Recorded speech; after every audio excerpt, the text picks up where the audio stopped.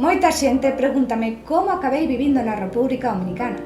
E a verdade é que eu non vin aquí buscando unha nova vida, nin un negocio, nin un cambio de país. A primeira vez que cheguei foi na miña lúa de mel, como tantas outras persoas que veñen a pasar uns días de vacacións e despois regresan á súa casa. Pero lembro perfectamente aquela primeira viaxe. Había algo diferente. Non sabería explicar exactamente o que era. Era unha sensación. Simplemente sentía que este país transmitía algo especial. E volvín para Galicia. A vida continuou, pero co paso dos anos seguimos viaxando unha e outra vez á República Dominicana.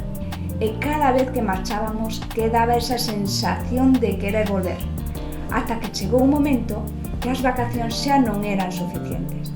Naquela época xa tiñamos un negocio e xestionábamolo desde Galicia. E pouco a pouco empezábamos a darnos de conta de algo moi importante, que se realmente queríamos que aquel proxecto medrase, probablemente tiñábamos que estar aquí. E apareceu a gran pregunta: quedamos onde estamos ou apostamos por algo completamente diferente? Porque unha cousa é vir de vacacións e outra moi distinta é facer as maletas e mudar a unha vida a outro país. E lembro aquelas conversas, os medos, as dúbidas, as preguntas, as persoas que pensaban que estábamos tolos e tamén as persoas que decían que era unha aventura maravillosa. Ao final, tomamos unha decisión e viñemos. E hoxe, mirando cara atrás, podo decir que foi unha das decisións máis bonitas e máis importantes da miña vida. Pero non porque todo saíse perfecto, porque realmente non foi así. Houbo momentos bons e tamén houbo momentos difíciles. Houbo proxectos que funcionaron e tamén houbo erros, moitos máis do que a xente imagina cando ve unha historia desde fora. Porque unha das cousas que aprendín nestes anos é que emigrar non resolve os teus problemas, non te transforma por arte de magia, non te converte unha mala decisión nunha boa decisión. O que si fai é poñerte diante unha realidade nova.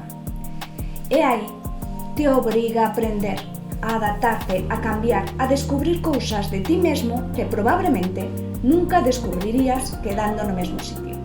Nestos anos coñecín persoas de moitos países, empresarios, investidores, familias, persoas que chegan cheas de ilusión e tamén persoas que descubriron que a vida no exterior non era exactamente como imaginaban. E iso foi ensinándome algo. Cada persona chega cunha historia diferente e cada persona construe a súa propia relación co país donde decide vivir. Por iso nace este canal. E non é para falar solamente de República Dominicana, non é solamente para falar só de Galicia, senón para falar de todo o que hai xusto no medio, da emigración, das decisións importantes, dos negocios, do investimento, dos erros e tamén das oportunidades, e de todas esas historias que normalmente non aparecen nos folletos turísticos. Porque, por exemplo, a República Dominicana, a que eu coñecín durante todos estes anos, é moitísimo máis grande que o resort que podas ver nun folleto ou as praias esas de postais.